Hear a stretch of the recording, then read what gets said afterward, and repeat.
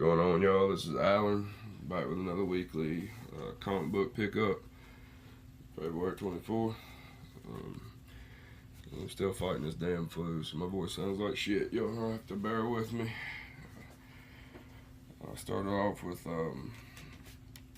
this little indie from Vertigo called Deathbed. It's issue number 1.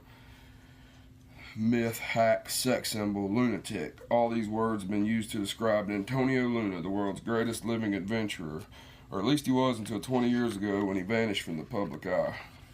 Now the 90-year-old has returned and claims to be on his deathbed, which is where Valentine Richards, a failed novelist turned reporter, comes in.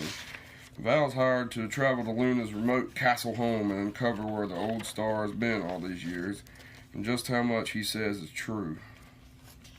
Once Val starts to hear Luna's tale, she finds herself catering an insane world of psychedelic violence and explosive supernatural adventure.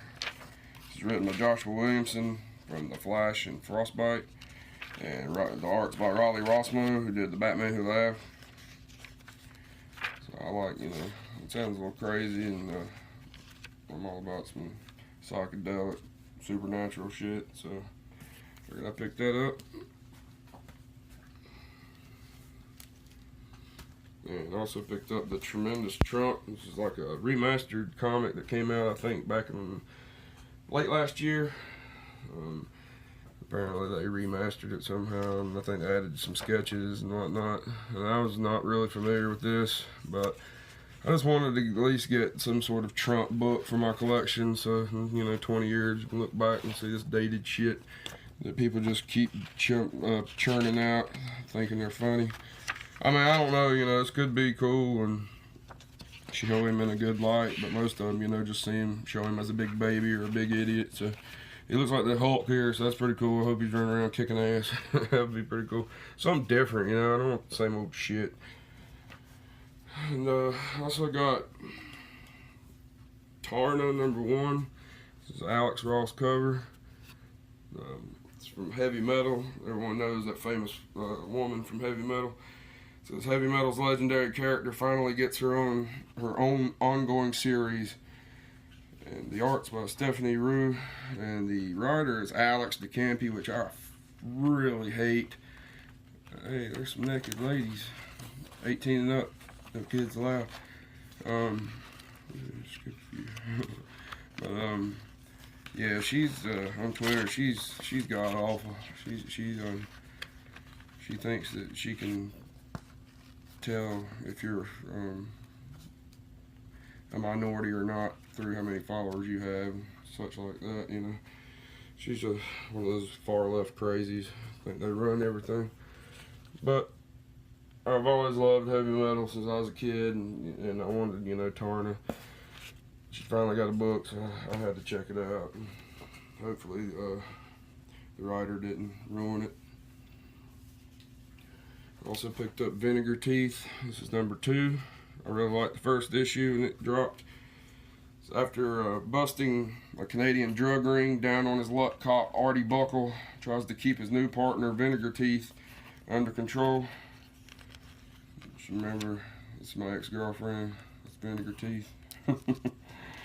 Can an alcoholic, miserable bum like Artie really fight crime and work together with a Lovecraftian monster with a heart of gold? Except she didn't have a heart of gold. She's more quite the bitch. So anyway, yeah, Vinegar Teeth. I recommend it. I don't recommend her. I also picked up Punk's Not Dead from Black Crown. This was the incentive cover. It's a bullied 15-year-old discovers he can see dead people. Well, one dead person, specifically the ghost of a certain punk rocker named Sid. So it's obviously referring to Sid Vicious from the Sex Pistols. It says Sid's spirit was trapped in London's Heathrow Airport for 40 years until the day he met Fergie. Now Sid's ghost is stuck to Fergie, as if Fergie doesn't have enough to deal with in his own life or her own life, whatever it is. This looked pretty interesting. I wanted to pick it up, and every other copy they had was damaged. So I ended up just getting the incentive. It was like $2 or $3 more than cover, so I said, hell, why not? At least it's not damaged. And I also really wanted Evolution #4. It came out this week, but every copy they had was damaged, so I couldn't get it. I mean, they were pretty bad, so I tried to get it somewhere else. I also picked up Ice Cream Man #2. This is the B cover. I really like that cover. It's crazy melting ice cream. It's a Nimet Malavia cover, or Malavia, I don't know. Rainbow Sprinkles, the second installment of this syrupy series of singular stories. Here, the lives of two very different kinds of opioid abusers intersect, but at whose behest? So that seemed pretty interesting to me. These are kind of like, standalone stories, kind of horror, just, dark humor. But yeah, the drug use, I've had experience with, opioid users in the past and stuff, so I figured I really wanted to check this out and see how it compares to real life. I'm in kind of the butthole of North Carolina where opioid use is rampant from a lot of people around here, and unfortunately I have to deal with a lot of the zombies, and I hate it. I also picked up Redlands #6. I've been really liking this title. Nancy has discovered her fire, and in an all-out, claws-flying brawl, Casper discovers she's not who she seems. The town of Redlands greets an old friend of many names, but the witches call him by just one, Father. Oops, a little far down. But yeah, this has been a really good book. The art's cool as hell. These ladies are witches, but it's usually pretty gory.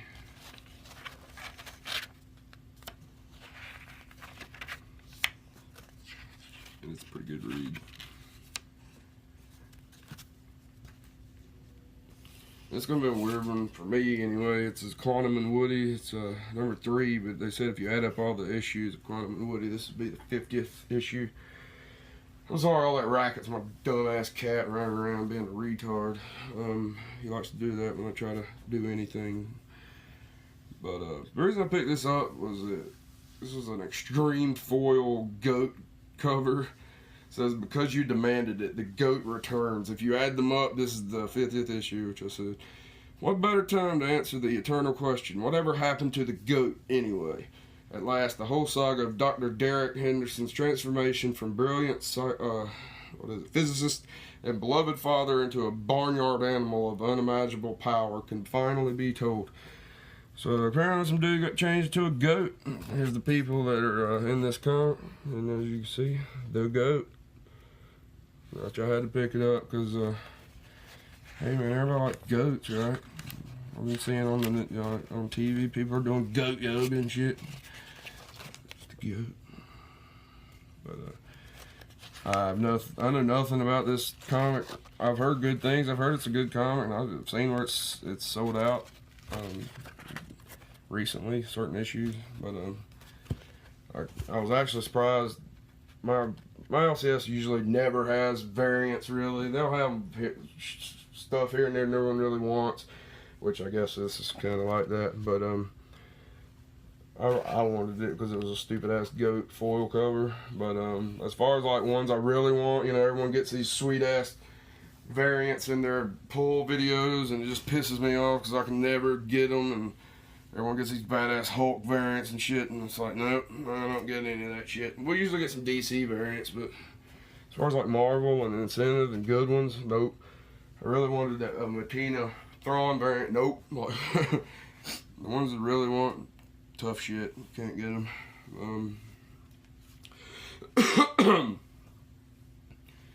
With some DC now, I got The Brave and the Bold. This is like 6-issue miniseries, illustrated by Liam Sharp and written by Liam Sharp.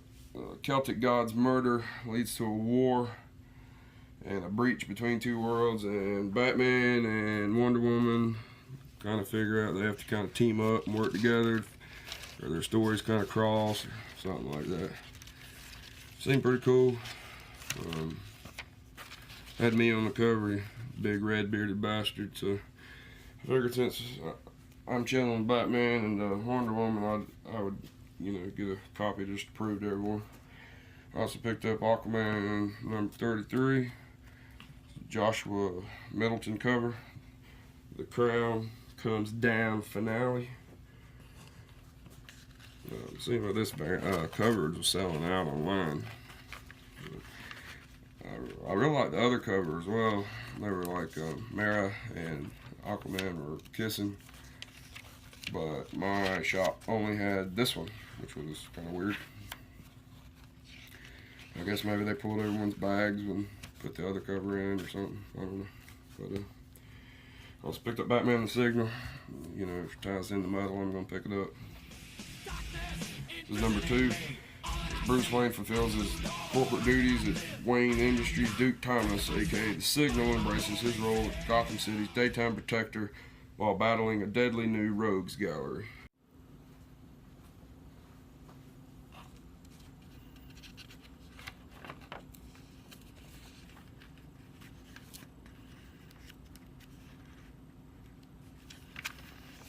And a lot of people say that the first one, from the reviews I saw, was pretty boring, so hopefully it starts picking up, you know, and then leads into the next one, and we'll end on a high note, hopefully. Also picked up Batman Sins of the Father. This is based on the Telltale video game, which I have never played any of, so hopefully I'm, you know, not lost on this. It says it's based on the video game, and it tells the story of the events between the first and second seasons. I think these games release just in parts, kind of seasons, I guess is what they call them. And they're fairly cheaper to do it like that.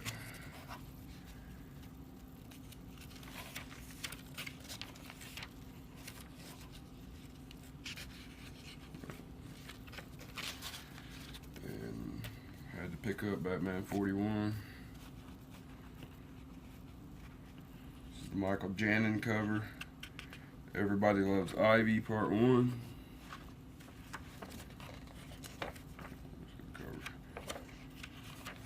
And this issue, Janin returns as the artist on the book as well. Can Batman and Catwoman stand their ground against an entire planet of poison ivies? So this begins a new story arc.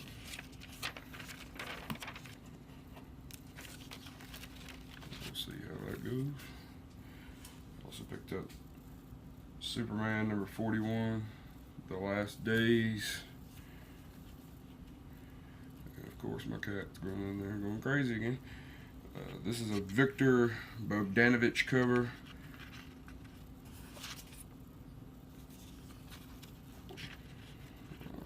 Superman and Superboy battle the alien extremists of a world on the brink of disaster in the hope of saving them from themselves. Yeah, I believe I'm behind on this one. Didn't like the people of the planet want to die, and Superman's like trying to save them anyway or something. It's not what they wanted, so he has to struggle with that decision. I think just from what I've seen on other review videos, the writer's James Robinson. I'm a fan of James Robinson, and the art is Ed Benez, or Benez.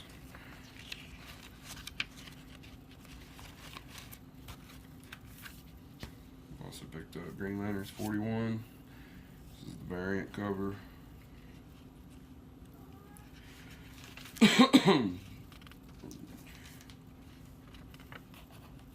Brandon Peterson cover. I think he did the one from last week's haul, or the last Green Lanterns I picked up, the last issue rather. This is the Inhuman Trafficking Part 2. Baz and Cruz travel to a planet called Hellhole.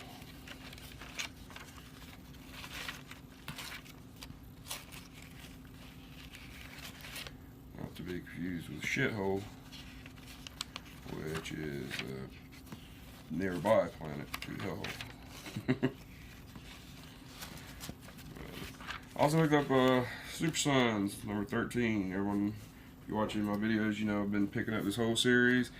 I've got everything now except for issue number 1, and we'll get word this week that the Super Sons is going to be, the writer said not really canceled, but they're going to stop Super Sons, and then they're going to be announcing some news soon, he said, where they're going to pop up somewhere else. So interested to see where that's going. You know, rumors on the internet of people are saying like a kids TV show and stuff like that, but so why would you mess with the comics? It's got to be something with comics, you know, I would think. This is Mother's Day Part 1. Talia al Ghul returns for her son Damien. When the evil in Robin's past is finally revealed to Superboy, it might be too much for the son's partnership to survive. Especially when the boys find out her next victim is one of the most important people in their lives. Everyone that just raised about that series. Damage number 2. I enjoyed the first issue. This is the New Age of Heroes. This was the first one to drop. The first issue of this was the first hero. And it was a good starting point, you know, just kind of establish the rules of the deal. He kind of turns it kind of like the Incredible Hulk, but he can only do it for an hour a day. And there's a kind of like one of their super soldiers is trying to, he's jealous that he wasn't chosen to be Damage, and he had to go up to try to stop Damage when he broke free of the airplane in the first issue. But they're supposed to be going up against the Suicide Squad in this one. I'll try not to go all the way through the book so you don't see the ending, and I don't get any copyright strikes or anything like that. Also picked up Justice League 39. I'm cutting the bottoms off of these. Let me try to fix this a second. Sorry about that. But everyone just raves about Christopher Priest's work, and I know he's been on like maybe the last 3 issues. And I was thinking the other day, it's like, why don't you read Justice League? It's like, you know, every, you know, major hero that I really like, it's kind of, you know, I've never really read it. I've never picked it up. So I was like, I'm going to start picking it up. Or I'm at least going to jump in here. I really like that Cyborg cover. It's a variant cover. But I figured I would jump in here. If I liked it, maybe I'd go back and get a few of the issues previous to this one, to maybe get some background, or at least try to get, you know, since Christopher Priest jumped on the book. I remember seeing Diversity in Comics review, wasn't that long ago, maybe 4 issues back, and it wasn't the best review, you know, he didn't really rave about it, so I hadn't really picked it up, but I believe that was the issue right before Christopher Priest jumped on the book, so hopefully, you know, everyone's saying that he's going to turn the book around, that it's been really good lately. And then, everyone knows my favorite Marvel. I picked up Amazing Spider-Man 796. I decided to go ahead and just get the last few issues of Bloctavius. Everyone knows on Twitter, but he recently quit Twitter, which is cool. But, everyone's looking forward. It seems to be a lot of people are looking forward to him get off this book. I know I am. But apparently online, a lot of places are making restrictions on this book, only 1 per customer, that it's already going on eBay for over $20. Wish I'd have known that when I was at my shop, because I probably would have picked up a handful of them. Sorry to say, but you know, this is how shit is. But apparently it's got Red Goblin. People are saying the last issue was kind of the cameo appearance, and this is the first appearance of him. You know, people are arguing whether or not blah blah blah, but it's Threat Level Red Part 3. Everyone's review I've seen today has had that book. I also picked up Avengers No Surrender 681.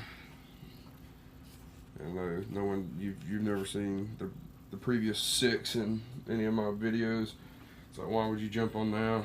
Well, it's been selling out really well, and I was pissed off when they announced it, and I was like, I'm not buying that damn $5 book every week for 16 weeks, you assholes.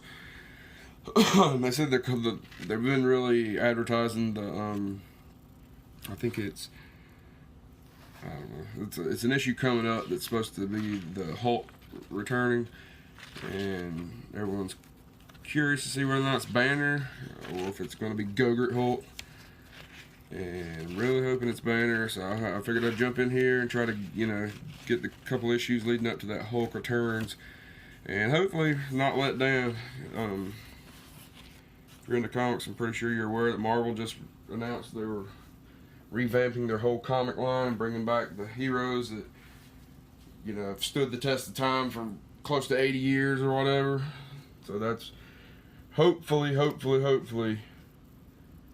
to be a step in the right direction, a big step. That's Spiderman front and center, and classic characters around him. I'll maybe try to throw in the picture that I'm talking about if you haven't seen it. So hopefully, they don't shit the bed again. But it's Marvel, and they've promised us this shit before. Look at the legacy and the train wreck that was. But they're going to do away with the legacy number, which is stupid. Like, you just brought the shit back. Why in the hell would you get rid of it? But I think it's because they were getting close to like big numbers on a bunch of titles, so they jumped over to get the sales from everyone wanting like number 600, and then as soon as they got past it on those titles, they're going to jump back into that stupid number, and they're going to start over with number one issues again. So they're going to get all the sales from number ones, and it's like, goddamn Marvel, come on. But this is Daredevil. Diversity in Comics has really been saying that this Mayor Fisk story arc has been really good, and I like Charles Soule. I like his work on curse words. So I added this to my pool, so I can get into the story a few issues before 600, and I'm gonna jump on and get the 600. I always liked Daredevil, and I had not been buying Marvel for the past year or so, but I'm keeping an open mind. They've been improving, or writing better stories, and that's all we've been asking for: better stories, better art. So when they give us what we want, put your money where your mouth is, move the needle, and support good stories. So that's why I've been doing that. That's why I kind of said I need to quit talking about not buying Marvel, because I have been lately, which I want to be buying Marvel, you know what I mean? Like, I want them to be doing well, putting out good books that everyone wants to see, I'm sure people are spurging out, calling me a Nazi right now for saying that. How dare you? How dare you? You don't like the forced diversity. You bigot, you Nazi, you don't like forced diversity. Not really. I'm more of a fan of good stories, good art. I think people are more than just their physical characteristics or orientations. There's a lot more to people than that. That's superficial stuff. It's not what makes a human, you know what I mean? Those are not the best parts of people. Superheroes should be super, and they should be heroes. They should do super acts of heroism and inspire humans, and just people to strive to be as good as they are. Could never be as heroic as they are. We can strive to be good people like they are. That should be the main theme of comic books, you know what I mean? Or superhero books, anyway. Sure, there's room for all kinds of the other indie books and stuff like that, but you shouldn't do away with your main line of heroes to just push that narrative. That's not good business, which they're finally coming around to, which was the whole point of that, So, fingers crossed, and we'll be getting some good books. Get the old Marvel back. Anyway, this is Punisher Platoon. This is number 6 of a 6-issue miniseries. Everyone's really been saying this is a good one. And I missed issue 3 for some damn reason, so I've been stuck, and I've been trying to run into that issue, and I haven't yet. So I'm guessing I'm just going to have to buy it online so I can finish reading the story. Well, this is Frank Castle's an early story of him, you know, in Vietnam. It's one of his early stories, but it's a Garth Ennis. It's a Punisher Max, so it's been really good. A lot of people have really liked it. Also picked up Infinity Countdown Prime, #1. And I think this is just setting up their Infinity Stones. Something in Marvel where they're gonna, you know, be moving to. I think they're gonna try to tie it in, you know, before Infinity War drops. So they're having all these Infinity Stone storylines. They had the Adam Warlock special a week or 2 ago, which a lot of people seem to be disappointed in. I still haven't read it. And now this Infinity Stone story. And it really came with a bunch of badass covers, but of course my store didn't have any but this one, so I didn't get to get any. There was like 2 other ones I really wanted, and shit out of luck, as they say. Also picked up Doctor Strange Damnation #1, and they did have a couple of variants of this one. Hell, one of them was a Midtown website for $66. My shop had it for like $15, so I may go back and get that damn thing, you know what I mean? I just saw that later on as I was looking to see what came out next week. When Doctor Strange raises Las Vegas up from its destruction during Secret Empire, boo, he inadvertently opens a big door for the embodiment of evil, Mephisto. He takes the city for himself and sets his sights on the rest of the world. And I really wanted the trading card Mephisto variant. That was a pretty badass one. And I think there was one other one I really liked. But this is written by Donny Cates and Nick Spencer. And a lot of people really like, you know, anything Donny Cates touches. And a lot of people really hate anything Nick Spencer touches. After what he did to Cap, yeah, he can sit and spin. He's pretty much a dick online too, and likes to call or blame fans and talk shit to fans. So call him Thick Nick Spencer because the thick stacks of comics still on the shelf after his books dropped. Secret Empire was a joke. But yeah. I think this is going to be like a 6-issue miniseries as well. And the last book I picked up this week is from Black Panther Volume 2. This is #4, Marvel Knights #4. And this was the first appearance of White Wolf. I just went and saw the Black Panther movie the other day, and if you saw it, if you stuck around into the post-credit scenes, the last scene after all of the credits finished running, spoilers now, I'll give you a chance to go ahead and stop the video if you don't want it spoiled. 3, 2, 1. And it was the Bucky came out at the very end, and I believe some children were playing around where he was, and I believe it was what was her name?